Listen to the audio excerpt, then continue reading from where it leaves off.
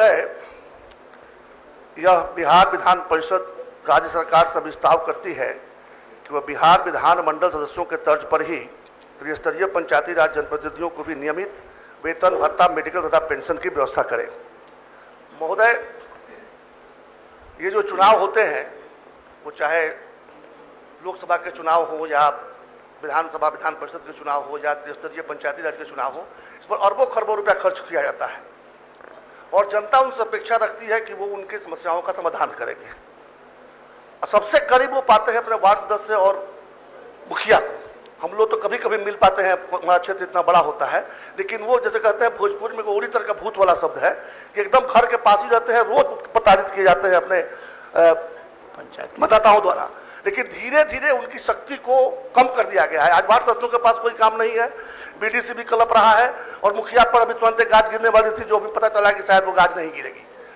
एक तरफ तो उनका कार्य कम करते जा रहे हैं, दूसरी तरफ से उनका भी हक बनता है। जैसे हम लोग जनता चुन के भेजती है तो हम लोग नियमित वेतन, पेंशन, भत्ता, मेडिकल सब पाते हैं, तो आखिर उनका क्या गुनाह है? वो जनता के चुने हुए प्रतिनिधि है, तो उस पर सरकार विचार क्यों नहीं करती है? यही प्रश्न है महोदय। ठीक, माननीय मंत्री। यह है कि त्रिस्तरीय पंचायती राज जनप्रतिनिधियों को विभागीय संकल्प संख्या 2517 दिनांक 5/5/2015 एवं संकल्प संख्या 479 दिनांक 15/1/2024 द्वारा स्वीकृत नियत मासिक भत्ता का भुगतान किया जा रहा है। वर्तमान में त्रिस्तरीय पंचायती राज प्रतिनिधियों को नियमित वेतन, मेडिकल एवं पेंशन दिए जाने संबंधी प्रस्ताव सरकार के समक्ष विचाराधीन नहीं है।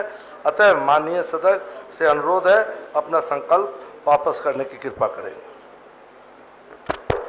महोदय, मैं जानता हूं कि अंततः तो मुझे वापस लेना पड़ेगा, लेकिन अपनी बात दर्ज करना चाहता हूं। कम से कम एक तो उत्तर दे कि क्यों उनका अधिकार नहीं बनता है। अगर उनका अधिकार नहीं बनता तो हमारा अधिकार कैसे बनता है? हम जो यहाँ बैठे हुए लोग हैं, हम कैसे वेतन, पेंशन, मेडिकल बता पाते हैं? आखिर इसी जनतंत्र में, लोकतंत्र में दो मानदंड क्यों है? कुछ तो इसका उत्तर दीजिए मंत्री महोदय। हम यही जानना चाहते हैं कि आखिर हम विचार क्यों नहीं कर सकते हैं इस पर। पहली बात है। दूसरी बात, कहते हैं कि भत्ता नियमित मिल रहा है। मैं जानता हूं कई महीनों से भत्ता नहीं गया है। जब हम लोग जिला में पता करते हैं तो पटना भेजा गया है। आखिर अरबों का डीबीटी हो जाता है, केंद्र सरकार कर देती है। आखिर बिहार सरकार क्यों नहीं कर पाती? क्यों सक्षम आपके पास नहीं है कर्मचारी के काम कर सके? तगादा करते करते हम लोग थक जाते हैं। सुबह शाम हम लोग दुआरी खोल के रख देता है सब कि क्या हुआ नहीं रहा है, और आप गवर्नमेंट जवाब दे, कहानी खत्म। तो यहाँ बैठ के काहे का टाइम वेस्ट कर रहे हैं हम लोग? ये दोनों विषय पर मैं जानना चाहूंगा, क्योंकि आपने कहा है कि वेतन भत्ता नियमित मिल रहा है। मेरी समझ से नहीं मिल रहा है, मेरी जानकारी यही है। आप हमको बताइए कि मिल रहा है, इस महीने तक का मिल गया है कि किस महीने तक का मिल गया है, और इस पर विचार क्यों नहीं करेंगे? वेतन, पेंशन, मेडिकल भत्ता पर विचार क्यों नहीं करेंगे? ये भी एक कारण बताइए हमको। अगर नहीं करेंगे तो फिर हम लोग किस अधिकार से पाते? ठीक है, सुनिए मंत्री जी का। क्या जी? जहां कहीं तरुण जी, हो गया बहुत देर। आप कहना चाहेंगे कि जब वेतन की बात हो रही है तो 16 से 21 के बीच का भी जनप्रतिनिधि लोग जो पंचायती राज के हैं उनको वेतन नहीं मिला है। इसके लिए माननीय पंचायती राज मंत्री महोदय से भी हम मिले, वो भी आश्वासन दिए, कुछ नहीं हुआ। प्रभारी मंत्री महोदय आदरणीय श्रवण कुमार जी समस्तीपुर जब गए थे, उन्होंने भी वहां कहा था कि 7 दिन के अंदर इस पर हो, लेकिन कोई कार्रवाई आज तक नहीं हुआ और 16 से 21 तक का भी बाकी है। तो आदरणीय मंत्री महोदय से आपके माध्यम से कहेंगे कि पहले तो 16 से 21 का हो, और 6 महीना के लिए परामर्शदात्री समिति बनी थी, उसका भी भुगतान नहीं हुआ है।